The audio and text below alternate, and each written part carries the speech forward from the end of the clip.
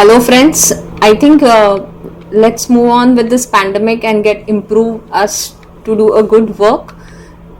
I am Dr. Shraddha, anesthesiologist working with St. GS Medical College, Mumbai. So I'll be talking about intubation and mechanical ventilation in COVID pneumonia. Just keynotes here. So when do we consider invasive ventilation? Worsening hypoxemia, hypercarbia, falling saturation, no improvement in 1 or 2 hours of NIV trial, multi-organ failure, abnormal mental status, and lack of expertise for non-invasive ventilation. So as an anesthesiologist, I am expected to do intubation, and it's a highly aerosol generating procedure. But the experienced and trained person is required here, and you have to be with all your PPE for it. You have to pre-oxygenate the patient for 5 minutes because all these patients are really going to be bad. They will not give you a apnea time of a long. All these patients will be very bad. You will get a very small window to intubate. They can go bad, they can desaturate, they can even arrest during intubation. So do a pre-oxygenation for 5 minutes. Then do a rapid sequence intubation. We'll talk about this. Then use of video laryngoscope for intubation is recommended.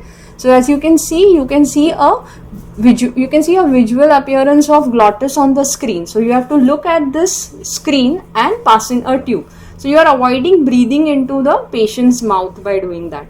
So the moment the tube passes through the glottis, you inflate the cuff, attach your HME filter, and then attach it to the ventilator and ventilate the patient.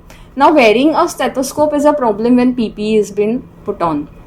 So here take help of EtCO2. End-tidal CO2 is going to tell you whether the tube is placed in or not.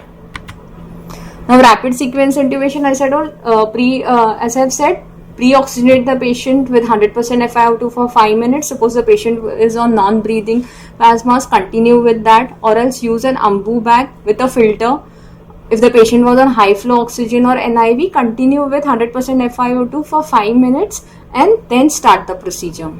Now here the idea is it should be a planned intubation rather than an emergency intubation. So get all your equipments at hand and see that the patient is not gagging or coughing while you are intubating, so that aerosol generation is less. So you can use sedatives or anesthetic drugs like thiopentone, etomidate, propofol, even ketamine if the patient is hemodynamically unstable, along with muscle relaxants like scoline and rocuronium. Use a video laryngoscope for intubation, inflate the cuff, attach your filter, and then put the patient on ventilator. Use an end-tidal CO2 for confirmation of the tube. So this is what we use in our institution, that is an intubation box. It sort of creates a mechanical barrier between the doctor who is intubating and the patient, so that if the patient gags or coughs, there is no direct blast on you. So it has 2 working channels at the head end where which we can maneuver the laryngoscope and the tube, and one at the lateral side to pass in a bougie or a steelet. And this can be easily dismantled and disinfected later. So let's talk, now the patient is intubated, so now we have to set up the ventilator. So in a pandemic, everybody should know how to start the ventilator and how to do the circuit attachments. Something which has been added with this pandemic for this patients is viral filters. So ideally 3 filters are required per patient or per ventilator. One at the inspiratory port, one at the expiratory port, and one at the Y-piece. This should be replaced ideally every 24 hours, but even 48 hours is good.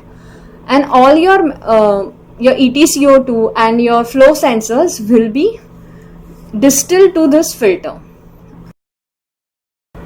Thank you.